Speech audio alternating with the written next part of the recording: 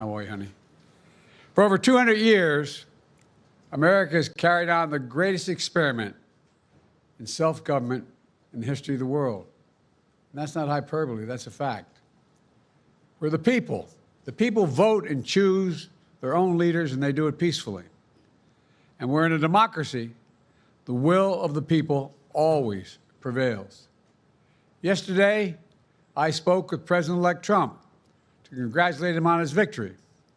And I assured him that I'd direct my entire administration to work with his team to ensure a peaceful and orderly transition. That's what the American people deserve. Yesterday, I also spoke with Vice President Harris. She's been a partner and a public servant. She ran an inspiring campaign, and everyone got to see something that I learned early on to respect so much, her character. She has a backbone like a ramrod. She has great character, true character. She gave her whole heart and effort, and she and her entire team should be proud of the campaign they ran. You know, the struggle for the soul of America, since our very founding, has always been an ongoing debate and still vital today. I know for some people, it's a time for victory, to state the obvious. For others, it's a time of loss. Campaigns are contests of competing visions. The country chooses one or the other. We accept the choice the country made. I've said many times, you can't love your country only when you win. You can't love your neighbor only when you agree. Something I hope we can do, no matter who you voted for, is see each other not as adversaries, but as fellow Americans. Bring down the temperature. I also hope we can lay to rest the question about the integrity of the American electoral system. It is honest, it is fair, and it is transparent. And it can be trusted, win or lose. I also hope we can restore the respect for all our election workers who busted their necks and took risks at the outset. We should thank them. Thank them for staffing voting sites, counting the votes, protecting the very integrity of the election. Many of them are volunteers who do it simply out of love for their country. And as they did their duty as citizens, I will do my duty as president. I'll fulfill my oath, and I will honor the Constitution. On January 20th, we'll have a peaceful transfer of power here in America.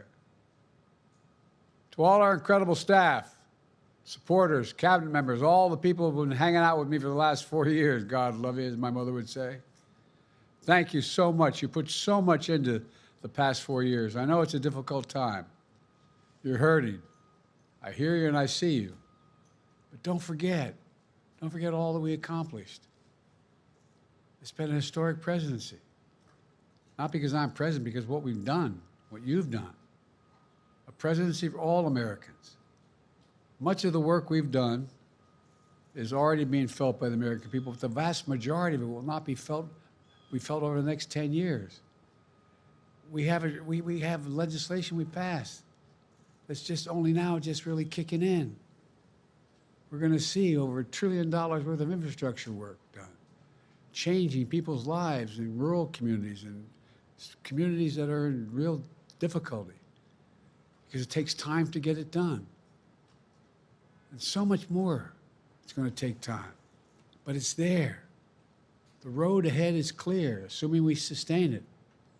There's so much we can get done and will get done based on the way the legislation was passed.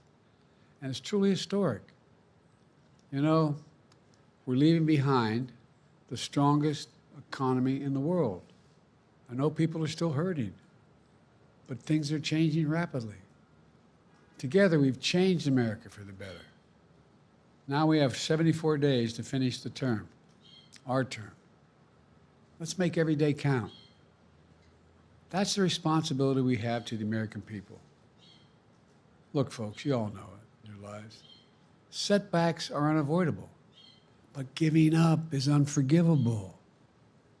Setbacks are unavoidable, but giving up is unforgivable. We all get knocked down. But the measure of our character, as my dad would say, is how quickly we get back up.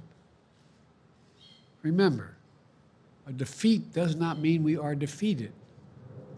We lost this battle. The America of your dreams is calling for you to get back up. That's the story of America for over 240 years and counting. It's a story for all of us, not just some of us. The American experiment endures. We're going to be okay, but we need to stay engaged. We need to keep going. And above all, we need to keep the faith. I'm so proud to have worked with all of you. I really mean it. I sincerely mean it. God bless you all. God bless America. And may God protect our troops. Thank you, thank you, thank you.